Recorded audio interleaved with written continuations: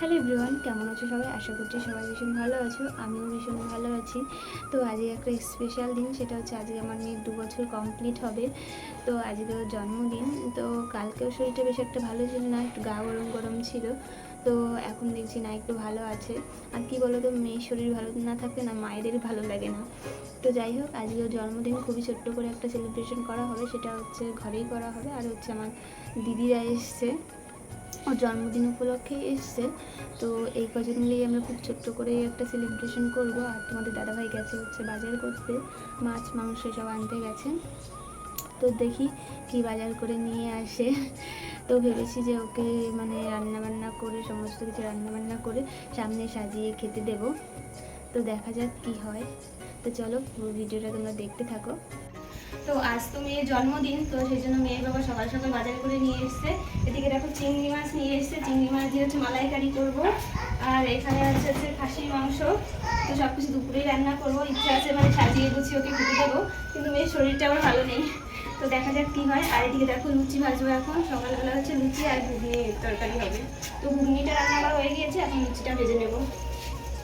তো দেখো এই যে লুচিটা ভাজছে, ভালোই ফুলেছে।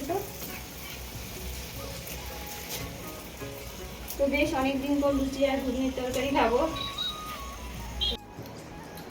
তো দেখো লুচি ভাজা হয়ে গিয়েছে, আর এই যে এখন ঘুগনি দিয়ে খাচ্ছি। বেশ অনেকদিন পর লুচি আর ঘুগনি খাচ্ছি, আর লুচিগুলো বেশ ভালো হয়েছে। এটা তো সকালের খাওয়া তো কমপ্লিট, এখন চলে এসে দুপুরে রান্না করতে। এদিকে দেখো হচ্ছে খাসির মাংস, মাংসটা কষানো হচ্ছে। আর এদিকে হচ্ছে পাবদা মাছ আর মালাইকারিটা হয়ে গিয়েছে। এখন ভাতটা আর ভাজাটা করলেই হয়। তো চলো, তোমাদের সঙ্গে পরে আবার দেখা হচ্ছে। সমস্ত রান্নাবান্না তো প্রায় কমপ্লিট। আর এদিকে দেখো আমি মাংসটাকে ভালো করে কষিয়ে নিচ্ছিলাম, কারণ মাংসটা যতটা ভালো কষানো হবে মাংসের টেস্টটা কিন্তু তত ভালো আসবে। তো যাই হোক, রান্নাবান্না কমপ্লিট করে আমি স্নানটা সেরে নিয়েছিলাম। আর মা আজকে পুজোটা করে নিয়েছিল, কারণ আজকে আমার উপর অনেকটা ধকল গেছে, কারণ বুঝতেই পারছো মানে ঘরে লোকজন বেশি থাকলে যা হয়। তো সমস্ত রান্নাবান্না কমপ্লিট করে স্নান করে নিয়েছি, আর মেয়ে এদিকে ঘুমাচ্ছে। আর মা পুজোটা করে ফেলেছিল, যার জন্য আর পুজোটা আমাকে দিতে হলো না এখন। আর তোমাদের দাদাভাই হচ্ছে অফিস থেকে এখন আসেনি, কিন্তু চলে আসবে খুব তাড়াতাড়ি, টাইম হয়ে গেছে।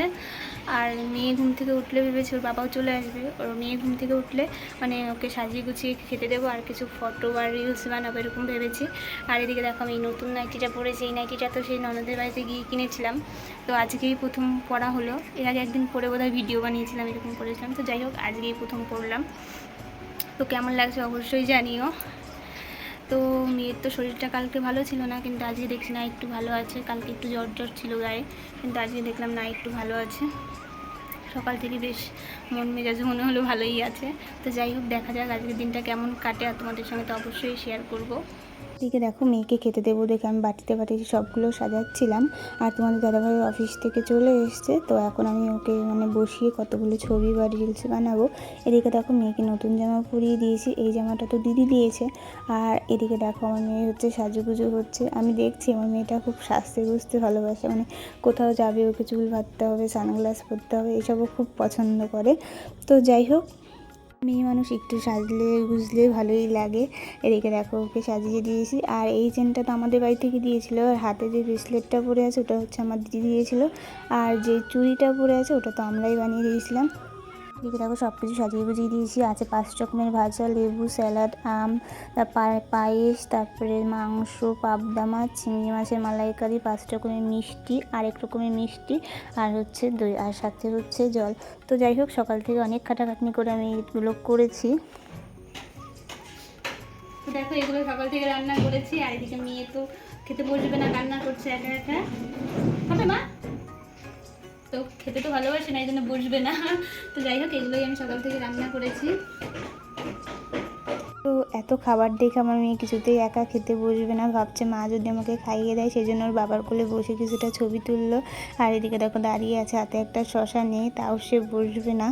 তো যাই হোক অনেক কষ্টে বুঝিয়ে শুনিয়ে মানে কী বলবো, এদিকে দেখো এই যে মা জোর করে বসানোর চেষ্টা করছিল কিন্তু বসবে না। এদিকে দেখো ওর বাবাও খুব চেষ্টা করছিল যে মা বসো, কান্না করে না, তোমাকে খাওয়াবে না, শুধু একটু ছবি তোলা হবে, তাও সে বসবে না। তো এদিকে দেখো ওর চোখে জল, আর ওর বাবা হচ্ছে ফোনে হচ্ছে ওর ছবি দেখাচ্ছিল। তো এখন বাজে সন্ধ্যা, ওই 6:30টার মতো সন্ধ্যা দিলাম। আর মেয়ের বাবা অফিস থেকে ফেরার সময় বললো যে কেক নিয়ে আসবো।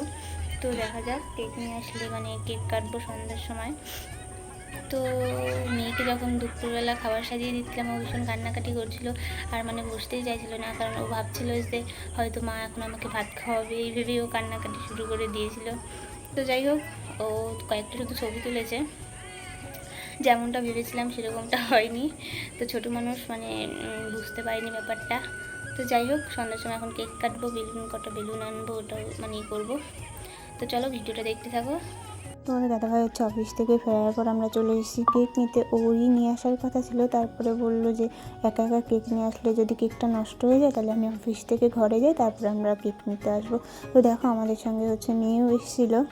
ও তো এখনই পছন্দ করতে পারে না, এটা নেবো বা এটা নেবো এরকম বলতে পারে না। তো আমরা আমাদের পছন্দ মতোই নিয়েছি, আর ছোটো একটাই নিয়েছি, কারণ আমরা লোক তো শুধু কজন, নিজেরাই তো, এই জন্য ছোটো একটাই নিয়েছি। আর মেয়ে তো এখনও পছন্দ করতে পারে না, আশা করছি সামনে এবার নিজেই বলতে পারবে মা এটা নেব। তো যাই হোক, এখন আমরা কেক নিয়ে ঘরে চলে যাচ্ছিলাম। রেডি হয়ে নিয়েছি আর কেক আনতে গেছিলাম, এসে এটুকু সাজালাম, বেশি বেলুন নিয়ে আসিনি কারণ তেমন তো প্রোগ্রাম নয়, খুবই ছোটো করে। তো যাই হোক, এখন হচ্ছে কেক কাটিং হবে, মেয়েকেও রেডি করে দিয়েছি। তো চলো কেকটা নিয়ে এসে এবার সাজাই। এদিকে দেখো সাজনী বুড়ি একদম সেজে গুজে কি সুন্দর বসে আছে, এখন আর কান্না করছে না, কারণ এখন তো আর দুপুরে সেই খাবারগুলো সামনে নেই, এখন তো টেস্টি খাবার সামনে আছে কেক, এই জন্য আর কান্না করছে না। আর মেয়ের এই জামাটা হচ্ছে আগের বছর ওর জন্মদিন তো বড়ো করে করা হয়েছিল, তখন হচ্ছে পেয়েছিলাম। তো তখন ওর খুব বড় হতো, কারণ তখন তো ওর 1 বছর ছিল। আর এখন দেখছি ঠিক হচ্ছে, এই জন্য এখন পরালাম, আর জামাটাও ভীষণ সুন্দর। এদিকে দেখো মা ওকে আশীর্বাদ করছিল, এখন বেশ ভালোই ছিল, এখন কোনো কান্নাকাটি করছিল না। তো এখন ওর ভালোই লাগছিল, কারণ পাশেই ওর দুটো দাদা, এটা হচ্ছে আমার দিদির ছেলে, আর এই পাশে যে লাল গেঞ্জি পরা আছে এটা হচ্ছে অর্পিক, মানে আমার মেয়ে হচ্ছে দাদা দাদা বলে, আমাদের সামনের ঘরেই। আর এদিকে দেখো বাবা আশীর্বাদ করছে, চুপ করে বসে আছে। আর এখন দেখবে পায়েস খাওয়াবে যখন আমার দিদি, তখন খাবে না, কারণ আমার মেয়ে খেতে একদমই ভয় পায়, যার জন্যই এত রোগা। তোমাদের আর আমার কষ্টের কথা কি বলবো, বাচ্চা কাছে যদি না খেতে চায় না তাহলে খুব কষ্ট মায়েদের। যাই হোক, সেই গল্প নয়, অনেক দিন করা যাবে। এদিকে দেখা এখন কেক কাটিংটা হবে, যে মোমবাতিটা তো ফুদে নেভাবে সে নেভাবে না।